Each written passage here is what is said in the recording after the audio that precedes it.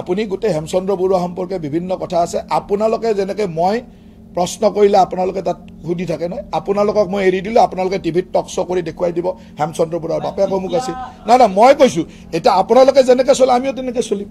আপোনালোকে যেনেকৈ মোৰ কথা এটা লৈ পেলাই টক শ্ব' কৰি থাকে কাগজ কেইখনমান লৈ মই কৈ দিলোঁ এতিয়া আপোনালোকে টক শ্ব' এটা কৰি বুজাই থাকক যে হেমচন্দ্ৰ বৰুৱাৰ বাপেক অমুক আছিল পুতেক অমুক অমুকৰ অমুক এনেকৈ বংশধৰ অমুকৰ অমুক বংশধৰ তেওঁৰ ল'ৰা আছিল নে ছোৱালী আছিল তেওঁ বিবাহ কৰাৰ পিছত পত্নী কিমান কম সময়ত ঢুকাইছিল ইত্যাদি চব কথা তাত আছে এইবিলাক চব অসমৰ তথ্যত আছে আপুনি ধুনীয়াকৈ তাত এটা টক শ্ব' পাতি বুজাই দিব মই কিয় ক'ব লাগে না মই নকওঁ আপোনালোকে মোক ট্ৰেপত আনিব চেষ্টা মই নকওঁ আপোনালোকে তই বঢ়িয়া আছে এটা টক শ্ব' পাতি বুজাই দিয়ক অসমৰ ৰাইজক না মই জানিলেও নকওঁ আপোনালোকে জনাব মই জানো চব জানো কাৰণে কৈছোঁ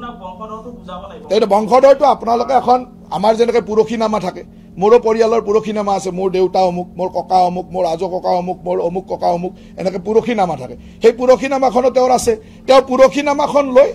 টক শ্ব' এটাত বহিলে হ'ল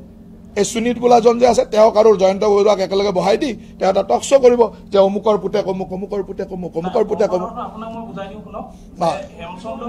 মই সুধিছোঁ যে তেওঁ নাই তেওঁৰ পৰিণাতি হয়নে নহয়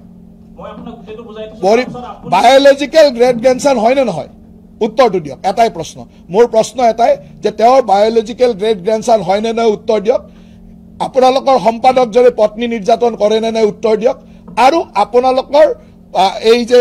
এমডি গৰাকীয়ে এই কোম্পানীটো খুলিছিল নাই উত্তৰ দিয়ক তিনিটা প্ৰশ্ন কৰিলো উত্তৰটো আপোনালোকে টিভিত দি থাকিব মই দিবলৈ নাই মই মোক ক'ব নালাগে টিভিত ক'ব আপোনাৰ কথা মই নুশুনো মই জানো